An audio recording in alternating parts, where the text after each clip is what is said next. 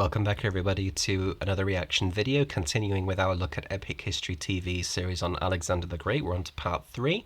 One thing I am enjoying about this series is that the parts are quite small. You know, they're only 10 to sort of 15-ish minutes long, so it keeps them easy to record, but it also there's also a lot of stuff packed within those few minutes, you know, to have a lot to say. So there's that too. So great series so far. That's the thing I love about Epic History TV, is the videos aren't always that long, but they pack so much detail into them that there's a lot to talk about. Just a couple of things as always before we start. Please leave a like and some comments, get some discussions going in the comments section. Please make sure you're subscribed and notifications are on, because there's reaction videos every Wednesday and Friday. There's more original content, non-reaction videos coming out on Mondays. Again, whether that becomes a weekly fixture, I don't know yet, but I will just sort of upload them as and when they're done on those Mondays. Also, please consider checking out Patreon. There's a link to that in the description too. And also check out Epic History TV and the original video. There'll be links to both in the description too. But let's just dive straight in. So this is Epic History TV, Alexander the Great, Part 3.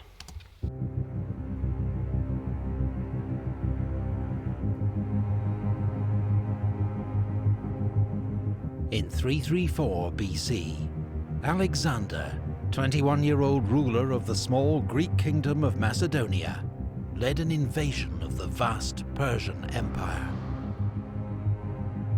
It seemed impossible odds.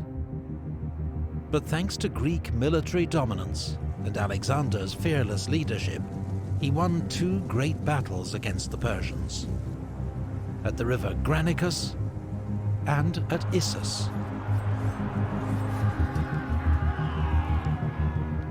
Having subdued Persian lands west of the Euphrates River, he now headed east into the empire's heartlands, seeking a final showdown with the Persian king, Darius III.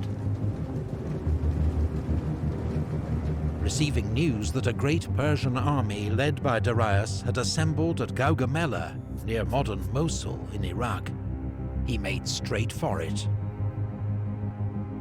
This was Darius's last chance to stop Alexander, and Alexander's chance to smash Persian power once and for all. And also think of like the cultural context of this too, because where he is now is the lands of ancient Babylon, you know, Mesopotamia. Mesopotamia, I believe, also means between rivers, because it was between the Euphrates and the Tigris rivers. Sort of like Mesoamerica means like between the Americas, between North and South America, you know, like Mexico. So this was sort of like the oldest, one of the oldest known civilizations that there was. And if you think as well in context at the time, obviously today we know that the world is much bigger, but back then they didn't. You know, to them this was the known world. You know, they didn't know how big Africa was. They didn't know that America existed. They didn't know how big India or Asia was, how far it extended. You know, they didn't know that much even about Western Europe, really. You know, they knew it was there, but they didn't know too much about it. They didn't know anything about sort of like northeastern Europe into northern Asia, like where modern day Russia is and things like that.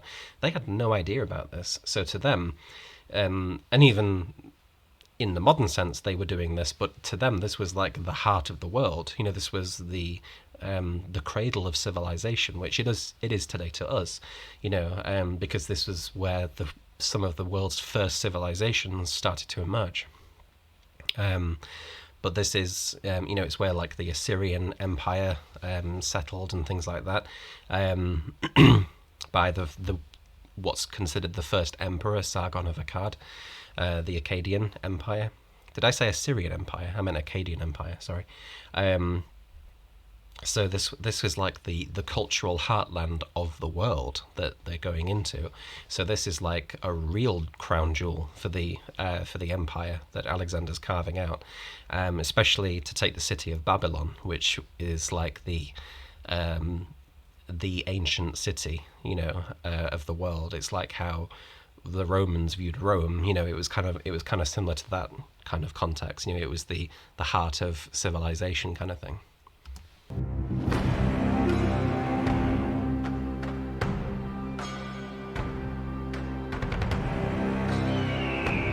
Darius had chosen to fight on open ground, where his advantage in numbers would be more telling.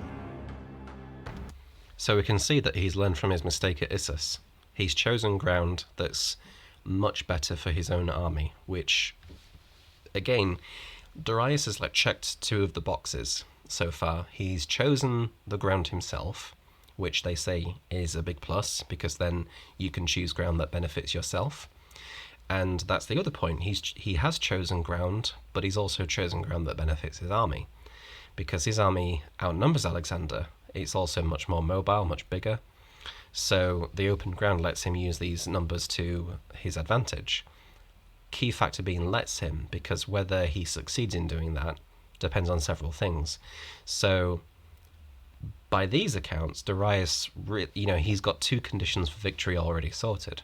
But as we'll see, even when fighting in unfavorable conditions, Alexander still manages to pull victory from potential defeat.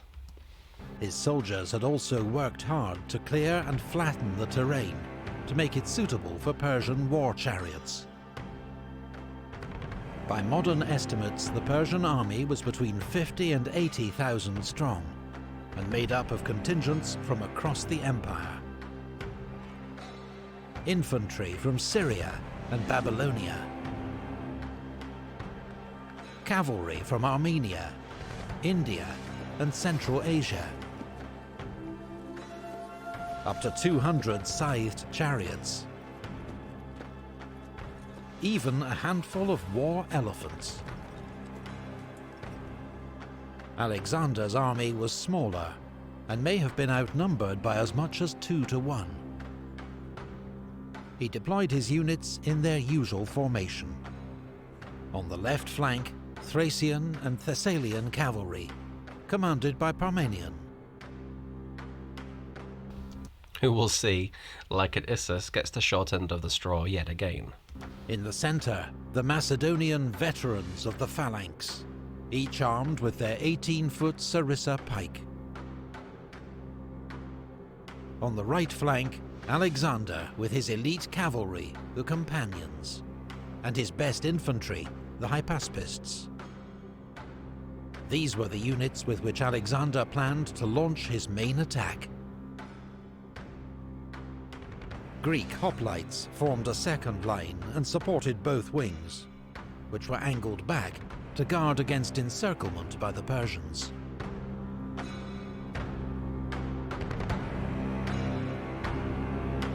The battle began when Alexander led his wing out to the right, a move that took the Persians by surprise. Could Alexander really be trying to encircle their huge army? The Persians mirrored his movement, taking troops away from their center to outflank Alexander and prevent him leaving the area they'd cleared for the Persian chariots. But Alexander's unusual maneuver was a trap to entice the Persians to weaken their center. When he saw that it had worked, he ordered his Greek cavalry to charge to keep the Persians fixed in position. Which, when you think about it, wasn't all that dissimilar from the tactics that Napoleon would use thousands of years later. Make a maneuver out on the flanks to weaken the enemy's centre, then attack the centre and smash the army into pieces. And that's kind of like what Napoleon does. And I don't know enough about Napoleon's military education to know whether this is true, but it's very likely that he would have studied these battles, because interest in the classical period was at its highest in the late 18th, early 19th century, particularly throughout the 19th century too. The fascination with states like ancient Greece and ancient Rome just skyrocketed in that period. So it's very likely that he would have studied battles like this and, paid close attention to what Alexander was doing, because, like I said, the tactics are very similar. A giant cavalry battle developed on the right wing. Darius, meanwhile, judging this to be the decisive moment, unleashed his chariots.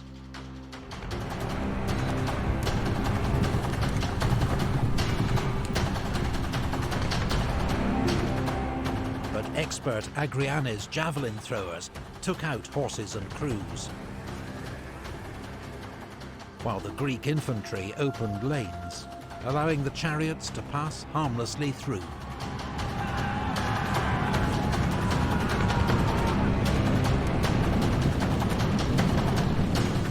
Now Alexander led his companion cavalry and parts of the Macedonian phalanx in a headlong charge, straight at the weakened Persian centre, fighting his way towards Darius himself. The sudden ferocity of Alexander's assault threw the Persians into panic. The centre of the army broke and ran.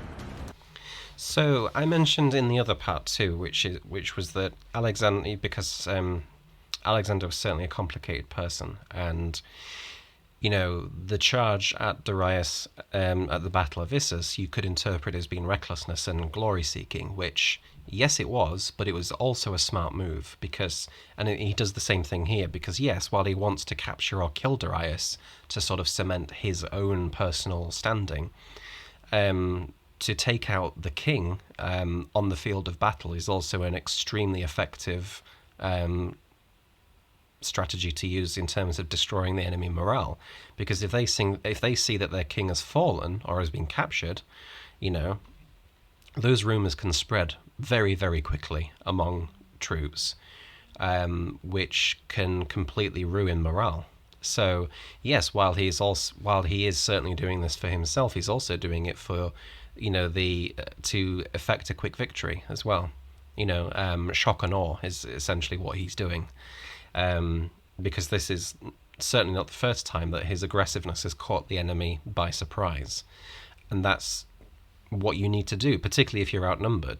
Do something that shocks the enemy into a momentary paralysis, because that can, even if that paralysis only lasts a few minutes, that can be the difference between victory and defeat. So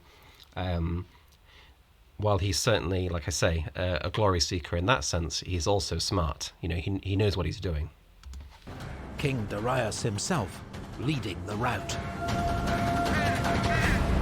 And just as a quick aside as well, that's why I really don't like these sort of pop history kind of binary ways of thinking, where questions are posed like, Alexander the Great, was he a tyrant or was he a military genius? And it's like, he can be both. He can certainly be a tyrant by our standards, and even by the standards of some Greeks of the day that had to live under the Macedonian rule.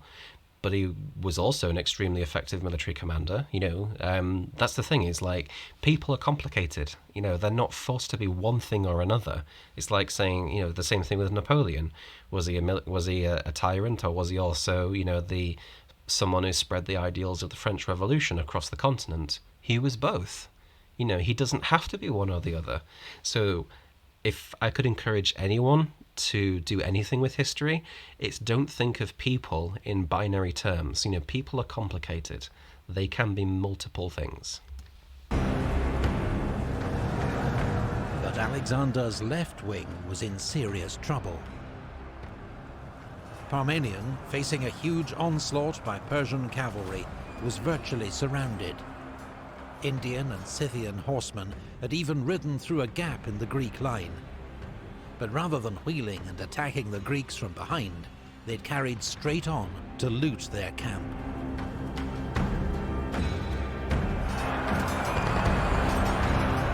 Parmenion sent a desperate appeal to Alexander for help. The king abandoned his pursuit of Darius, regrouped, and charged the Persian right wing.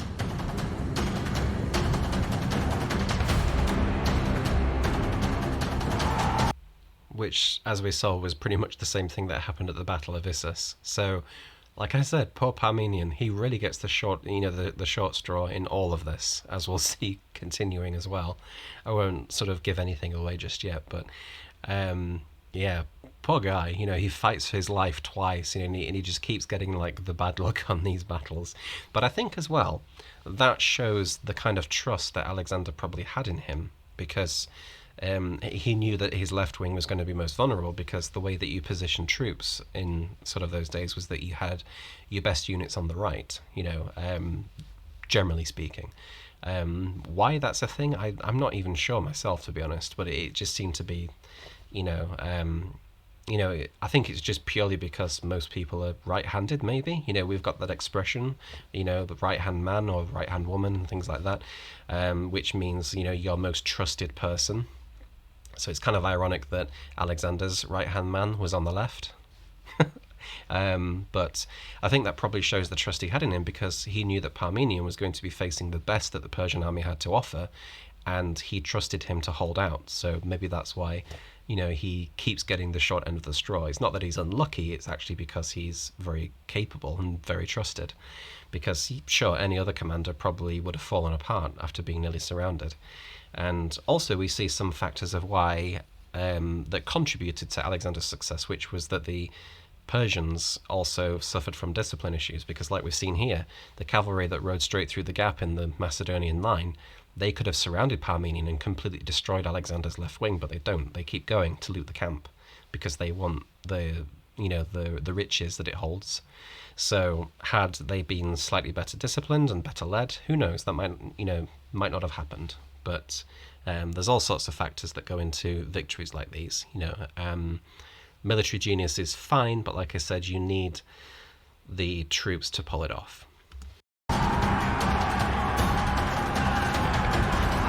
It was the hardest and bloodiest fighting of the battle, claiming the lives of 60 of Alexander's companions.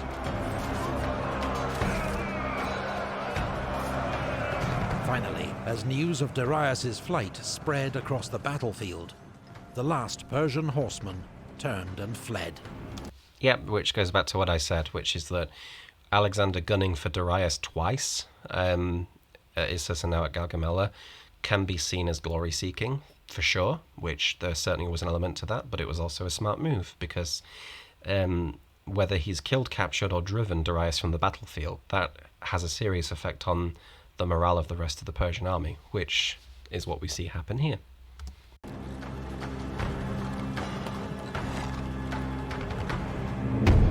The Battle of Gaugamela was a stunning and complete victory for Alexander. According to ancient sources, he lost just a few hundred men, while the Persians lost thousands.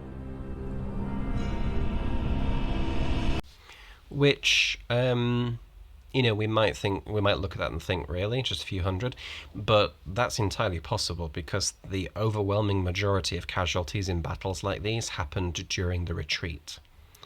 You might only kill a few hundred in headlong, close quarters, actual face-to-face combat. But when one army breaks, it completely loses all cohesion and discipline. It doesn't fight because it's just running for its life. So that's when you unleash your cavalry and just run them down. And it's the pursuit that can kill thousands, because the enemy is completely disorganized. They can't fight back effectively against an organized pursuit. So pursuits generally killed much more troops than the actual fighting did. Alexander had routed Darius's great army. And now the road to Babylon, the empire's main capital, lay open. The Macedonian king entered the great city in triumph, recognized by Persian officials as its new rightful ruler. So too at the city of Susa, where Alexander ceremonially took his seat upon the royal throne of Persia. Not only was Babylon the capital of the Persian Empire, but like I said, it was also seen as like the jewel of the world at the time, because it was the seat of the ancient Akkadian Empire, the Babylonian Empire. It was just this cultural center of the world in many ways. It's hard to sort of view what that would be like in a modern sense, because we don't tend to think of places in that way anymore. but it was ancient even to people like Alexander, just as like Egypt would have been. So to take both of these places was just a stunning political achievement too, because it was a great PR victory as well as a great military victory too. And this is where it gets interesting, because after Gaugamela, he takes Babylon, the center of Persian power, and after he took Babylon, there was actually talk among some of his senior commanders that they had done what they set out to do. They've taken the Persian capital. They have the Persian Empire essentially now, because this is a blow from which the Persian Empire is not going to be able to recover, whether it continues as a rump state or not. So there was some murmurings among his more senior commanders that we've done what we've come here to do. Why are we still here? Let's go home. Let's solidify control here, then go back to Macedon. Let's go back to our homes and our families and things like that. But as we've seen, this isn't enough for Alexander. He wants to make sure that he's got the whole of the empire, but then he just wants to keep going. And this is where we start, we see the first signs of fracturing between him and his officers. In the Zagros Mountains, at a pass known as the Persian Gates, a courageous Persian force held up Alexander's army for a month. The Greeks eventually found a mountain path that bypassed their position, allowing them to encircle and wipe out the defenders. And where does that sound familiar? Battle of Thermopylae. The exact same thing happened. The Greeks held the Persian army, against overwhelming odds on a small, narrow pass. They were only defeated when the Persians found a way around them, allegedly through the use of a Greek traitor that betrayed the Spartans and the other Greeks to the Persians and led them through this narrow pass. And they surrounded the Greek positions and destroyed them. So the exact same thing's happening here. And just a small note on that at Thermopylae as well, whether there actually was a traitor that betrayed the Greeks is sort of a bit it's been debated as to whether that actually happened or not, because you could argue, it serves PR to say, we didn't lose, the Persians didn't find this pass on their own and, use their ingenuity to surround us. We were betrayed from the inside. It wasn't our fault that we lost, and left this pass completely unguarded. We were betrayed. So that's another point. That's another story. But it's just interesting to me that the battle for the Persian Gates is so strikingly similar to Thermopylae. In early 330 BC, Alexander reached Persepolis, the empire's ceremonial capital. Alexander wanted to appear as a liberator to the Persians, as a legitimate successor to King Darius. But now he ordered Persepolis to be pillaged and burnt. Retribution for the Persian invasion of Greece and the burning of Athens' sacred temples in 480 BC. So it's interesting that he wants to be seen as a liberator, but then he orders the city to be sacked.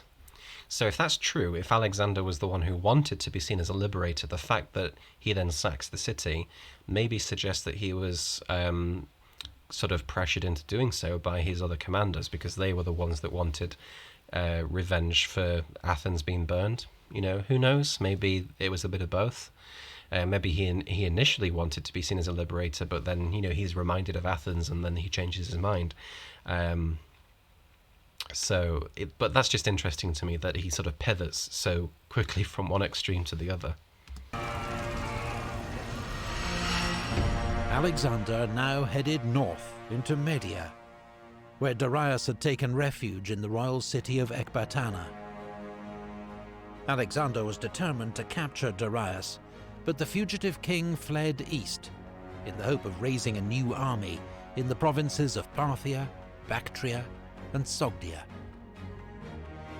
It was not to be. As Alexander closed in, the Persian king was murdered by one of his own governors, Bessus. who then proclaimed himself the Empire's new ruler. So I mentioned that when Alexander took Babylon, some of his commanders were kind of thinking, "Well, we've done what we've come here to do. Let's just go home." But Alexander insists on pressing on.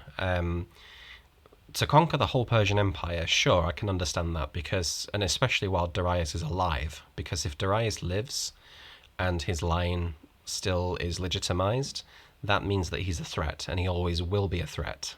So for Alexander, this pursuit of Darius, sure, it has those trappings of kind of his own personal reasons for doing so, that kind of almost like obsessiveness of needing to be seen as Darius' successor, that Darius is now gone, kind of thing.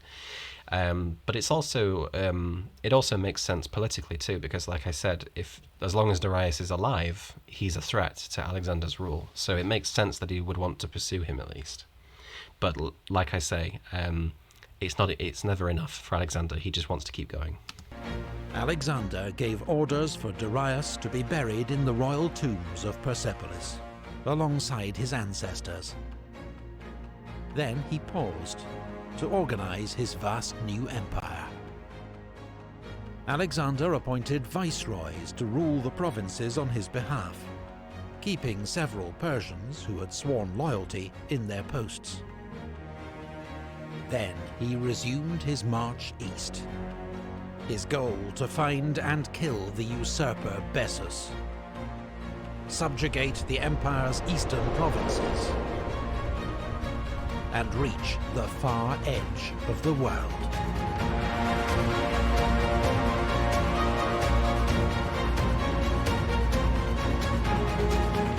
Research and... So, another great video. Like I said in the other parts, this story just keeps getting more and more interesting as it goes on. This is, like I say, why it's one of my favourites, because something of this scale was just never done before or since, I think. Like I said, the one who came the closest to me was Napoleon. But yes, it's a fantastic story. I'm really enjoying this, and I hope you are too. But we'll come back with part 4 on the next video. We're going to just keep going through this series, so make sure you're subscribed and notifications are on to catch that. And in the meantime, thank you all so much for watching. I shall see you all on the next one.